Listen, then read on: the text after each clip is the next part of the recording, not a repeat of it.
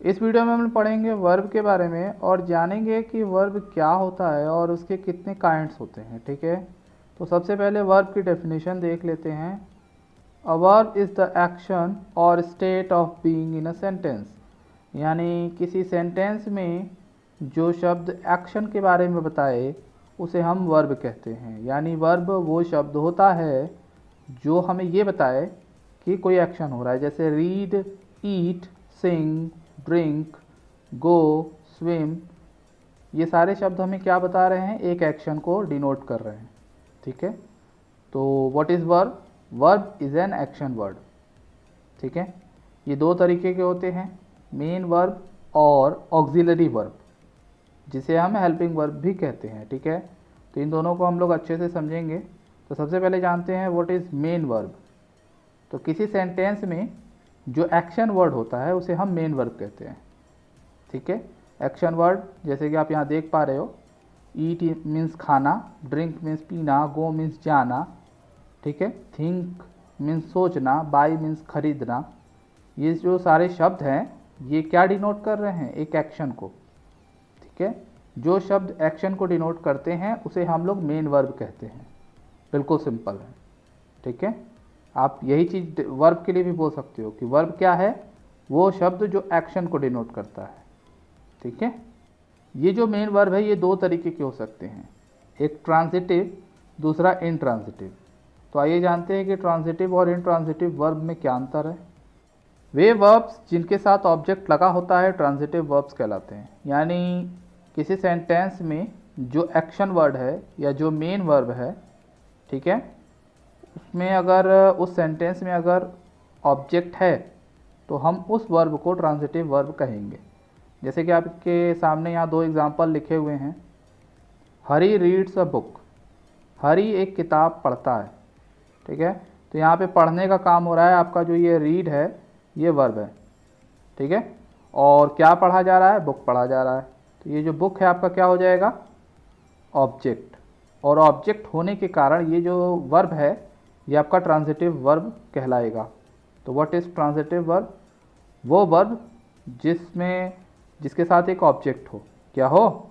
Object हो। Object क्या होता है? कार्य जिस पर होता है। कार्य करने वाला सब्जेक्ट कहलाता है और कार्य जिस पर होता है उसे हम ऑब्जेक्ट कहते हैं। सेकेंड एग्जाम्पल है Manisha is singing a song. तो यहाँ पे जो सिंग है, सिंग मतलब गाना, ये एक एक्शन वर्ड है और एक्शन वर्ड को हम लोग मेन वर्ब भी कहते हैं। और ये जो मेन वर्ब है ट्रांजिटिव है या नहीं उसके लिए क्या देखना होगा? ऑब्जेक्ट। ऑब्जेक्ट हमेशा मेन वर्ब के बाद ही आएगा। तो देखिए यहाँ पर लिखा है सॉन्ग, क्या गाया जा रहा है? एक सॉन्ग गाया जा रहा है। तो ये आपका ऑब्जेक्ट है। ठीक है, और ऑब्जेक्ट होने के कारण ये जो वर्ब है अब ये क्या कहलाएगा? Transitive verb. रही बात ऑब्जेक्ट को पहचानने की, तो ऑब्जेक्ट या तो नाउन होगा या तो प्रोनाउन होगा। ठीक है, और मैंने एक बात बताया कि वर्ब जिस पर होता है उसे हम ऑब्जेक्ट कहते हैं। ठीक है, फिलहाल आप इतना समझ गए होंगे। अब आइए इंट्रांजिटिव वर्ब क्या होता है वो देखते हैं। वे वर्ब्स जिनके साथ ऑब्जेक्ट की आवश्यकता नहीं होती है, यानी ऐसे भी सेंटेंसेस होंगे जहाँ ऑब्जेक्ट नहीं होगा, उस वर्ब को हम लोग इंट्रांजिटिव कहेंगे। ठीक है तो दोनों के दोनों मेन वर्ब ही रहेंगे, क्योंकि मेन वर्ब क्या होता है? Action word. और दोनों एग्जांपल में आप यहाँ देखिए, आई यूजुअली स्लीप वेल, यानी मैं अक्सर अच्छी नींद लेता हूँ।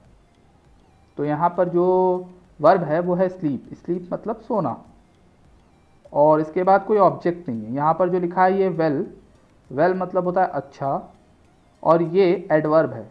वर्ब के बारे में जो हमें बताता है उसे एडवर्ब कहते हैं। ये कोई ऑब्जेक्ट नहीं है। ऑब्जेक्ट नहीं है तो ये जो वर्ब है ये इंट्रांजिटिव है। क्लियर है? Rahul has changed a lot, Rahul काफ़ी बदल गया है। तो यहाँ पर जो चेंज है, बदलना, ये वर्ब है, लेकिन इसके बाद कोई ऑब्जेक्ट नहीं है। यहाँ पे लिखा है अ लॉट, अ लॉट मतलब होता है काफ़ी, और ये एडवर्ब है। क्यों? क्योंकि ये वर्ब के बारे में बता रहा है। तो यहाँ पर आप ध्यान दीजिएगा कि ऑब्जेक्ट क्या होता है? कार्य जिस पर होता है। ठीक है, और वो नाउन या प्रोनाउन होगा, लेकिन यहाँ पर देखिए ऑब्जेक्ट नहीं है, तो ये दोनों वर्ब इंट्रांजिटिव है। और इन दोनों एग्जाम्पल में दोनों जगह ऑब्जेक्ट हैं, इसीलिए ये दोनों वर्ब ट्रांजिटिव हैं। आई होप क्लियर हो गया होगा। सेकेंड काइंड है ऑक्सिलरी वर्ब, जिसे हम हेल्पिंग वर्ब भी कहते हैं। हेल्पिंग वर्ब का काम होता है जो मेन वर्ब है यानी जो एक्शन वर्ड है उसका टेंस बताना। जैसा कि आपको पता है टेंस बेसिकली 3 होते हैं, present tense, past tense, future tense, और हर एक टेंस में 4-4 टाइप होते हैं। तो उन टेंस के बारे में हमें हेल्पिंग वर्ब बताता है। ठीक है, मेन वर्ब क्या है? एक्शन वर्ड है। अब वो एक्शन कब हो रहा है ये हमें कौन डिफाइन करता है? Auxiliary verb. What is auxiliary verb? Auxiliary verb वो वर्ब होते हैं जो किसी मेन वर्ब का टेंस डिफाइन करते हैं यानी बताते हैं। जैसे कि इज एम आर, ये देखिए प्रेजेंट कॉन्टीन्यूअस टेंस को बताते हैं। वॉज वर्ब पास्ट कॉन्टीन्यूअस को, हैज़ हैव प्रेजेंट परफेक्ट को। इसी तरह बाकी ये जो आपको दिख रहे हैं ये बेसिक हेल्पिंग वर्ब है। इसको अगर आप याद कर लोगे तो आप किसी भी सेंटेंस में हेल्पिंग वर्ब को आइडेंटिफाई यानी पहचान सकते हो। जैसे कि रटना कैसे है इसको? Is am are, was were, has have had, do does did, will shall, would should, can could, may might, must. यहाँ पर मैंने एक्सेट्रा लिखा है, इसका मतलब कि और भी होते हैं लेकिन वो इन्हीं सबसे मिलकर बने होते हैं। जैसे कि has been, have been, had been. ठीक है, विल बी, शैल बी। ठीक है, उस तरह से बनते हैं। Would have, will have, shall have, will have been, shall have been.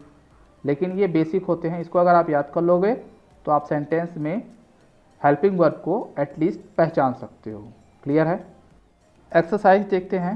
अब इसमें हमारे सामने बहुत सारे सेंटेंसेस दिए गए हैं। इसमें हम लोग हेल्पिंग वर्ब को भी पहचानेंगे और मेन वर्ब को भी पहचानेंगे और ये भी पता करेंगे कि वो मेन वर्ब ट्रांजिटिव है या इंट्रांजिटिव। जैसे सबसे पहला एग्जांपल है the car won't start again, यानी कार दोबारा स्टार्ट नहीं होगी। तो यहाँ पे जो ये वोंट लिखा है ये शॉर्ट फॉर्म है वुड नॉट का।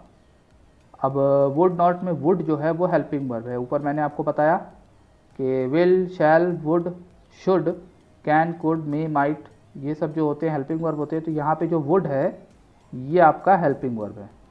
ठीक है, तो ये हेल्पिंग वर्ब हो गया। और हेल्पिंग वर्ब के बाद आता है मेन वर्ब। तो यहाँ पर देखिए क्या लिखा है? स्टार्ट।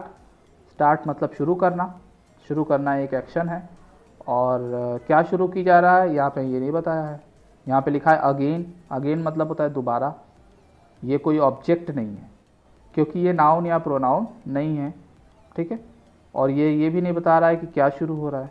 ठीक है, तो यहाँ पर ये आपका इंट्रांजिटिव वर्ब है, यानी ये जो स्टार्ट है ये कौन सा वर्ब है? इंट्रांजिटिव, क्योंकि यहाँ ऑब्जेक्ट नहीं है। Marriage changed him for better, यानी शादी ने उसे बदल दिया, यानी अच्छाई के लिए बदल दिया। ठीक है, अब यहाँ पर हेल्पिंग वर्ब की बात करें तो यहाँ हेल्पिंग वर्ब है नहीं।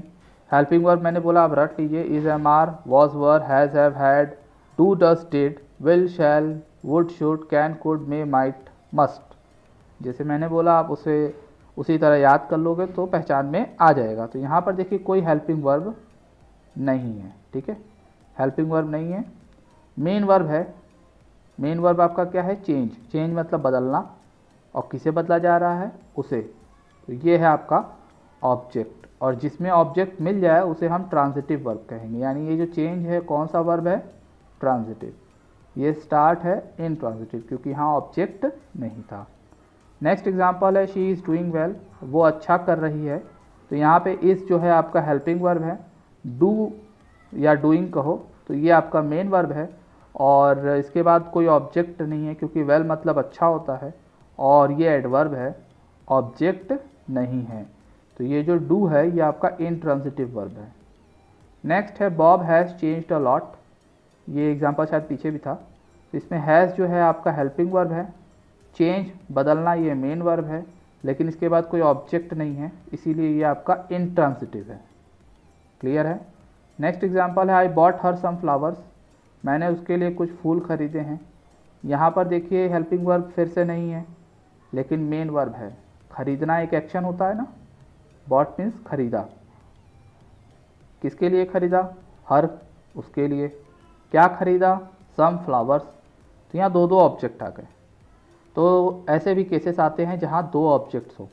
ठीक है, तो ऐसे जब आए केसेस तो वहाँ पर एक ऑब्जेक्ट डायरेक्ट ऑब्जेक्ट होगा और एक इनडायरेक्ट ऑब्जेक्ट। डायरेक्ट ऑब्जेक्ट जो होते हैं वो कहीं ना कहीं नॉन लिविंग थिंग्स होते हैं, ठीक है, और इनडायरेक्ट ऑब्जेक्ट लिविंग थिंग्स होते हैं। यहाँ पर देखिए सम फ्लावर्स, खरीदने का काम क्या हो रहा है, सम फ्लावर्स, यानी जब आप कुछ चीज़ खरीदोगे तो क्या खरीदोगे, फ्लावर खरीदोगे और फिर फ्लावर खरीद के उसे दोगे, तो इनडायरेक्ट ऑब्जेक्ट आपका हर हो गया, ठीक है। और ये देखिए लिविंग बीइंग है, some flower non living being है, तो ये आपका डायरेक्ट ऑब्जेक्ट हो गया और ये आपका इनडायरेक्ट ऑब्जेक्ट हो गया। क्लियर है। तो ये जो बॉट है ये आपका ट्रांजिटिव वर्ब होगा क्योंकि यहाँ पे दो दो ऑब्जेक्ट है। नेक्स्ट है our team has won the championship. यहाँ पे जो हैज़ है वो हेल्पिंग वर्ब है और वॉन जो है वो मेन वर्ब है। वॉन मतलब होता है जीता, यानी हमारी टीम ने एक चैम्पियनशिप जीता। तो ये जो चैम्पियनशिप है ये ऑब्जेक्ट है, ठीक है, और ऑब्जेक्ट होने की वजह से क्या कहलाएगा, ये वर्ब ट्रांजिटिव होगा। क्लियर है। यहाँ पे डायरेक्ट इनडायरेक्ट का क्वेश्चन नहीं आएगा क्योंकि एक ही ऑब्जेक्ट है। नेक्स्ट एग्जांपल है द ट्रेन हैज़ स्टॉप्ड। यहाँ पे हैज़ जो है आपका हेल्पिंग वर्ब है और स्टॉप जो है ये मेन वर्ब है। इसके बाद कोई वर्ड नहीं है, इसका मतलब कि ऑब्जेक्ट भी नहीं है, और ऑब्जेक्ट नहीं है तो ये जो स्टॉप है ये इनट्रांजिटिव वर्ब है। आई होप आपको ट्रांजिटिव, इनट्रांजिटिव, ऑक्सिलरी वर्ब यानी हेल्पिंग वर्ब और मेन वर्ब समझ में आ गया होगा। तो रिवीजन करा देता हूँ। मेन वर्ब एक्शन वर्ड होता है और ट्रांजिटिव वर्ब वो वर्ब कहलाएगा जहाँ पर ऑब्जेक्ट हो जिस सेंटेंस में। इनट्रांजिटिव वर्ब वो वर्ब कहलाएंगे जिनमें ऑब्जेक्ट ना हो। ऑक्सिलरी वर्ब जिसे हम हेल्पिंग वर्ब कहते हैं वो आपके जो है टेंस को बताने का काम करते हैं और वो लिमिटेड होते हैं, उसको आप लर्न कर सकते हो, पहचान सकते हो। तो ये है वर्ब, ठीक है। जो मेन वर्ब होता है उसके 4 फॉर्म्स होते हैं, ठीक है, हर एक मेन वर्ब के, तो वो भी हमें लर्न करना है। तो हम लोग उसे अगले वीडियोस में जानेंगे। अगर आपको वर्ब समझ में आ गया हो तो वीडियो को लाइक कर दीजिएगा, चैनल को सब्सक्राइब जरूर कर लीजिए।